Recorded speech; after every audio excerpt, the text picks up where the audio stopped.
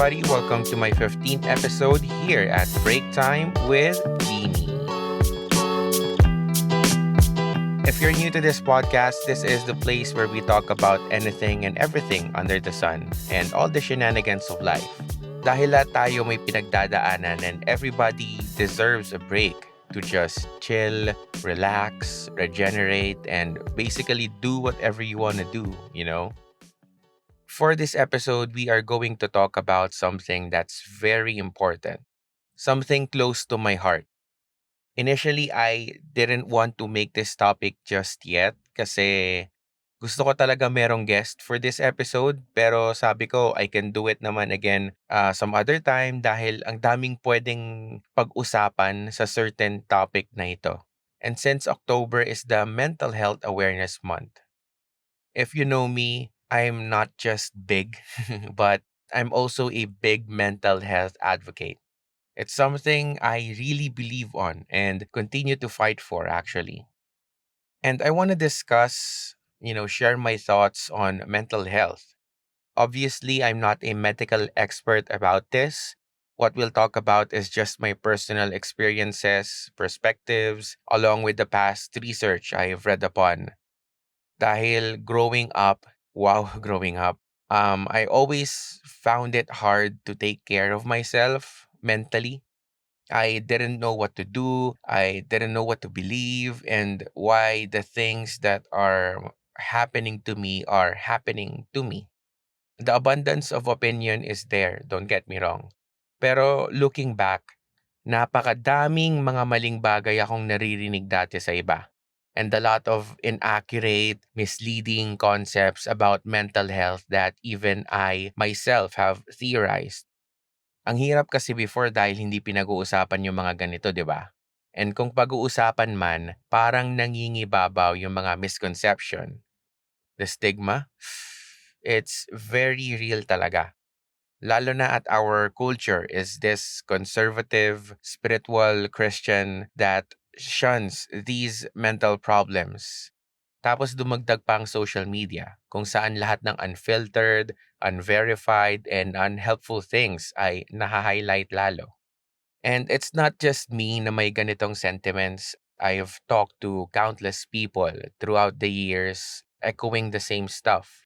The similar things I was struggling with, just in different shapes and sizes.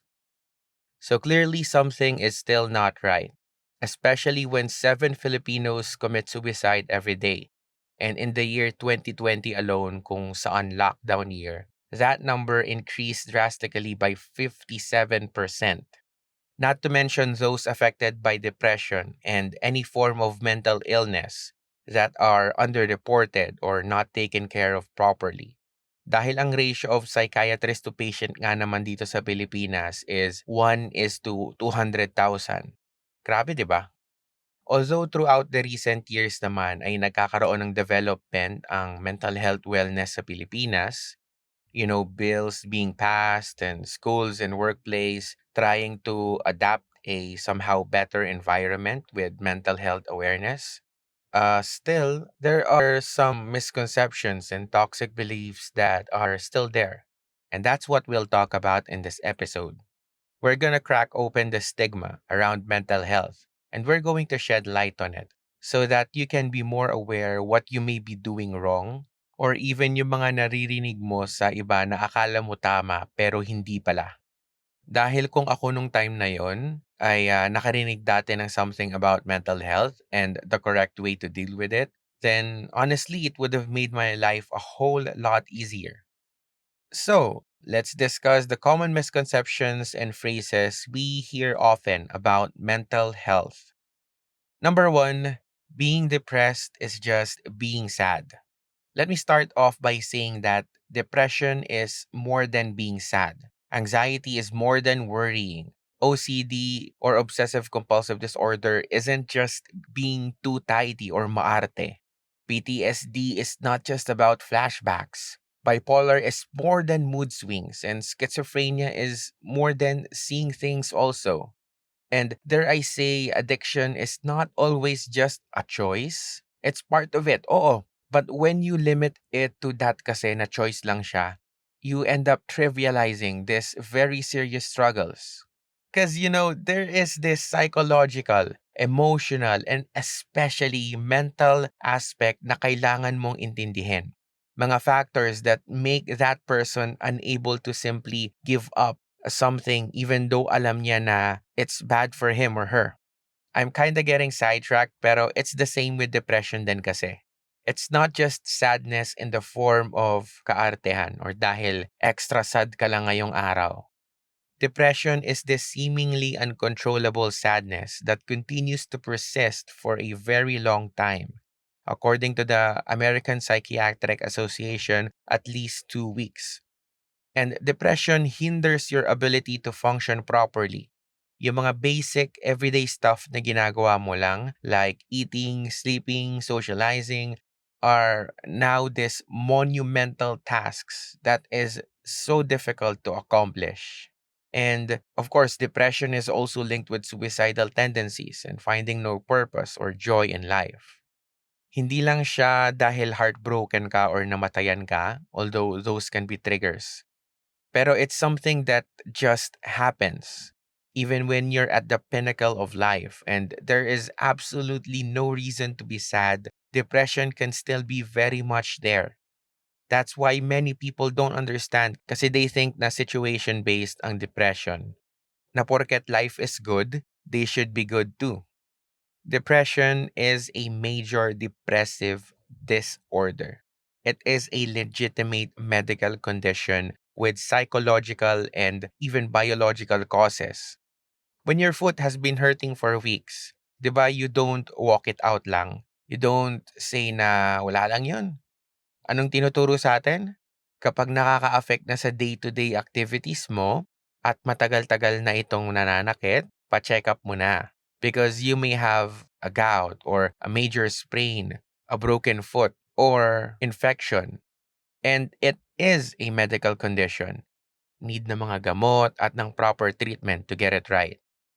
Kung ganun yung paa mo at may sinabi ako na ilakad mo lang yan, na nag-iinarte ka lang kasi, lakad mo kasi yan. Eh baka sinipa mo na ako. In the same way, depression is like these physical, physiological na mga sakit. May symptoms din siya. Like how a sharp pain in the heart is a symptom of a heart-related disease. So is having heavy, uncontrollable sadness a symptom for depression. Like how a pain in the stomach may indicate infection, so are having suicidal thoughts an indication of a mental illness. Your brain is also a part of your body. And like how kung pinapa-check up mo yung puso mo, yung atay, yung lungs, and any body part actually, pinapa-check mo kung may mali, kung healthy ba to or what. So should your mind be checked upon as well. Organ din siya or like part din siya ng body mo, di ba? Number two na misconception that I always hear a lot is mawawala din yan. Kailangan mo lang magdasal kay Lord. I'm a Christian and I'm proud to be one. And I am so proud to be in a church that doesn't belittle mental health or make everything too spiritual. I know a lot of churches like that, and I know so many Christians who over spiritualize everything. Yung mga linyahang mga have faith lang at mawawala yung depression mo or kulang ka sa prayer. Ano ba kasi binabasa mo? Rebuke mo lang yan. Hindi ka kasi nagbabasa ng Bible kung ano-ano ang binabasa mo. Ayan tuloy, na-depress-depress ka. On behalf of those people who claim to be religious but say those things, I apologize. And I want to set things straight that faith and mental health are not polar opposites. And sabi nga ni Pastor Allen sa preaching niya sa amin a couple of Sundays ago, Christians are not immune from depression just because they are Christians. I remember being in a Facebook support group dati and may nag-post on about how she is pressured to be positive all the time and just quote and unquote overcome her depression by believing, and palagi siyang kinukota ng verses sa Bible ng leader niya, ng pastor niya, and all the while that this is happening, her mental health was still declining. And she starts questioning her faith. She starts believing in Jesus as something that is not possible to attain if you are being depressed. And ang dami pa talaga. Sana naalala ko vividly yung post na yun. Pero parang ganun yun. It was a long, long post. And talagang kahit hindi ako ganun ka-articulated mag-comment before, nag-comment talaga ako agad. I told her how I'm a Christian too. And that hindi dapat ganun. That the right kind of faith will not lead her to deny what she is going through. I cited verses in the Bible of how, the word of God is really supporting mental health, and flat out told her na kung saang church ka man, kung sino man pastor mo, hindi ko kilala. Pero yung mga sinasabi nilang verses, out of context po yan. And I didn't hear from her again, but a lot of people kind of nag-heart or nag-like, react dun sa post ko. Alam mo yun, hindi uncommon yung mga ganito eh. I commend her, whoever she is, if she's hearing my podcast, na she is able to share it so bravely. Dahil ang dami-daming mga Christians are really struggling because yung paniniwala nila or yung tinuturo sa kanila na maging paniniwala nila, it's something na forces them to deny what they are feeling mentally. That's not right. That's sad. Nalungkot tuloy ako. Char. Anyway, Facebook support groups really help as well. Pero ayun nga, the Bible will never teach us to disregard mental health. And the Word of God will not command us to just have this ridiculously unwavering positivity disguised as quote and unquote faith. And being a Christian should be a journey that lets you acknowledge your imperfections and struggles so that you will further realize how good and how great God is, diba? Third misconception, which is when people say, hindi ka lang motivated or wala ka kasing goal. Okay, it's not that wala kaming goal. It's just that what we're going through is much bigger and is getting in the way of what we want to do and where we want to go. To be honest, a lot of people going through things don't really need someone who will lay out a concrete plan on how to achieve more in life. They don't need solutions. They just need someone who will stay with them in their darkest times, in their darkest corners. Someone who will listen even when nothing is being said. Because silence is golden. It comforts a soul more than any quote or inspiring speech ever could. And the humble, compassionate, and wise will almost always be silent in other people's trying times before speaking up. Minsan kasi feel natin required tayo mag-reply sa kinikwento or nilelet out nila eh. At minsan kasi kahit hindi natin pinag-iisipan kung ano-ano na lang yung sasabihin natin na hindi naman nakakatulong, nakaka-worsen pa ng situation.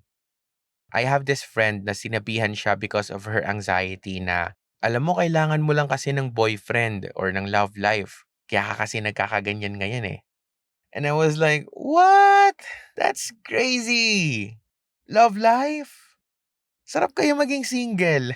Charot. Hindi, sorry. Kidding aside. Seriously, imagine, they are at the end of their ropes. Nasa dulo na sila ng buhay nila. Di na nila alam ang gagawin. And then you blame them pa. Porket wala silang goal. Porket wala silang ganito, wala silang ganyan. Dahil wala silang mga bagay na meron ka. Sila na nga yung may pinagdadaanan. Sa kanila pa yung sisi. That sucks. I've had many people come up to me and open up stuff about self-harm, suicidal thoughts, and moments of deep, dark depression. And honest to goodness, I did not have all of the answers, and on most times, I would just be either taken back dahil sa bigat ng sinishare nila. But even though wala akong solution for them, I would always be there for them. And I believe that's what is more important. Another misconception, nasa isip mo lang yan. Be positive kasi. Ito, ang pinaka naririnig ko at naririnig din ng iba palagi. Parang nung nag-survey ako sa mga tao, ano yung pinaka palaging naririnig nilang bagay or pinakaayaw nilang sinasabi sa kanila. Recalling all of those things, this one takes the cake. Ito yung ultimate card ng mga tao. Nasa isip mo lang yan. Sasabihin pa nila na, huwag mo kasi isipin. I mean, kaya nga namin sinishare to sa iba, di ba? Kasi tinatry na namin hindi isipin, tinry na namin maging positive and the whole 9 yards. But we are still going through it. So don't point out the obvious because those who share it with you, they're not stupid. They're struggling. Having the concept of being positive all the time, only saying, huwag ka kasing negative, be positive lang palagi. And those things will not help in these situations. Sometimes nagiging toxic positivity na yan. And it's not good because it ignores one's negative emotions and problems. Toxic positivity may invalidate what that person is going through. And it's more than happy thoughts to be better. They need time to heal, people to listen, and even professional help. Ang tendency kasi is those who are going through something are pressured to look okay and hide their negative emotions dahil sa toxic positivity ng mga tao sa kanila. And in the long run, yung na-bottle up na emotion, sasabog lang yan. And it's never good. Sabi nga sa Proverbs 25 verse 20, o di ba, naglabas na tayo ng verse. It says there, singing light songs to the heavy-hearted is like pouring salt in their wounds. Another thing we often hear, and I want to share a story about this later, is when people say, kakanood o kakalaro mo lang yan kasi ng kung ano-ano eh. I mean, na-experience ko naman lahat, pero ito siguro yung pinaka tumatak sa akin. Anyway, this was quite some time ago. I was sharing what I was going through to someone and what was, rushing through my mind all the time. Basically, I'm taking this person on the dark corners of my mind, kumbaga. When all of a sudden, ika-cut off niya ako. Pet peeve ko pa naman kasi pag kina-cut off ako eh. Anyway, ibang topic naman yung pet peeves. Kinut off niya ako and sinabi sa akin, kakanood mo kasi yan ng kung ano-ano eh. Then, I just stopped sharing to her and apologized. It's disheartening that this conversation that we were having, from this sincere opening up, kakanood ko daw kasi ng Black Mirror kasi yun yung pinapanood ko that time. And alam kong hindi naman totoo yun, but truth is irrelevant when you're deeply wounded by the words that are said. Tweet mo yan. When I heard that, yung kakaganito mo kasi, grabe. It really took some time for me to start opening up to certain people again. Although hindi na siya, and that's another episode. Pero ayun nga, sabi ko talaga sa sarili ko later on, paano pa kaya yung mga tao na araw-araw pinapaligiran ng ganitong stigma? Ng ganitong mga tao na sasabihan silang kakanood mo kasi ng ganito, kakabasa mo kasi ng ganyan, ganito mo kasi, kakaganyan mo kasi. Side note, I finished the Black Mirror series and maybe we'll do a review on it on one of these days. So last misconception, and I know that there's a lot more. We'll do it on another episode with a guest, God willing. Last one is another common thing here. Huwag ka mag-inarte dahil mas mahirap pa nga buhay ng iba sa'yo. Let me say this to you. What others are going through shouldn't invalidate what you are going through. Iba-iba tayo ng kakayanan and hindi porket mas malubha pinagdadaanan nila, walang kwenta na yung sayo. Everybody is different. I always hear this sa mga medyo mayayaman or mga nakakatanda sa akin na yung mga kapos ka sa pera hindi naman nadidepress. Bakit pa ikaw? Maling-mali ang generalization na ito. Unang-una dahil ang daming mga in poverty na may mental struggle and suicide rates of those below the poverty line are actually significant. Hindi lang reported kasi wala naman sila pang check-up eh. And to be honest, halos wala naman pa kayong mga gobyerno minsan sa mga poor sector natin. Not to mention the violent and heinous acts na napakarami sa mga those below the poverty line. And some of those are a result of untreated mental illnesses. Walang pinipili ang depression, anxiety, at ang iba pang mental struggles. And you shouldn't compare what others are going through to what you are going through. So on every misconceptions we've heard, let's start to unlearn things we thought was right, pero mali pala. And learn more what mental health really is and the correct way to approach it. It's time to start breaking these generational curses about mental health that have been passed onto us, pero toxic naman pala talaga. And to end, let me balance everything naman. To those going through depression and kung ano pang struggle yan, acknowledge and validate what you feel and what you are going through. But also, give yourself a fighting chance naman. What do I mean by this? Try to do activities that will keep yourself distracted when it's getting dark, Find hobbies and find people who enjoy your hobbies too. May mga kilala ko na help yung battle nila with depression and yung isa bipolar disorder. Nung sumali yung isa dun sa gaming group na online, although hindi yung toxic na gaming group And yung isa naman dun sa basketball sports activity na meron sila. And so by those hobbies, nakakatulong sa mental health nila. Exercise does wonders too. Merong scientific backing yan na mas more yung hormones good for the brain yung nare-release when you exercise, and yung mga hormones that are causing your depression are actually being reduced. So, Google nyo na lang yan, nandyan yan.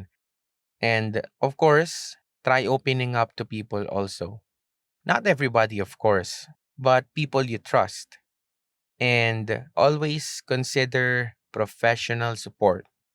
I know may stigma pa rin around this and maraming hesitation, oo. Pero seeing a therapist, a counselor, or psychiatrist will really help. Huwag lang yung mga feeling psych mo na friends, charot. Kasi totoo, iba talaga yung may tumutulong sa'yo na alam talaga nila yung ginagawa nila. Pinag-aralan nila yan ng ilang taon eh. And although may cost sa iba, oo, pero there's a lot of free checkups na nangyayari ngayon and even online on a couple of clinics and government hospitals also. And not even government hospitals, like any hospital. You just have to look around. For those on the other side naman, let's be more compassionate. Empathy, not apathy. Hindi porket hindi big deal sa'yo, hindi na rin big deal dapat sa kanila. Remember, they don't need solutions right away. They need someone to stay with them during the darkest and deepest moments of their lives. So be the reason someone feels seen, heard, and supported.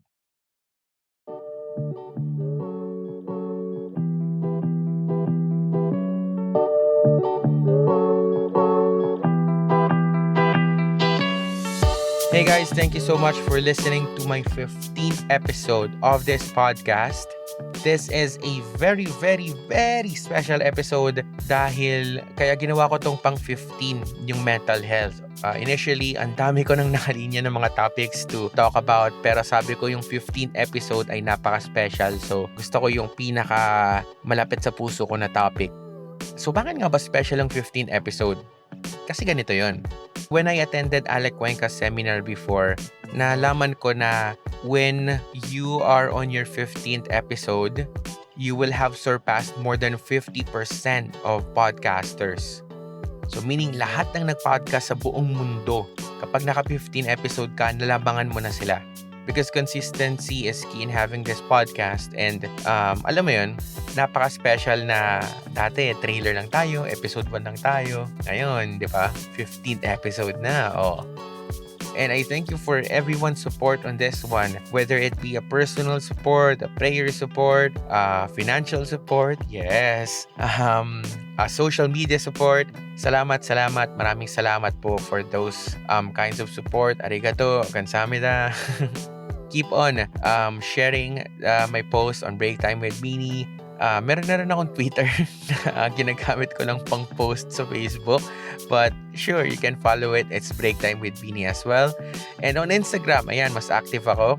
Pwede nyo akong i-follow. I'll follow back on that one. It's Beanie Me with 3 E's at the end. And keep on liking my page, following me on Spotify and Apple Podcast as well, and even on Anchor. So, ayun lang. Maraming salamat guys, and see you on the next Break Time with Truly Yours,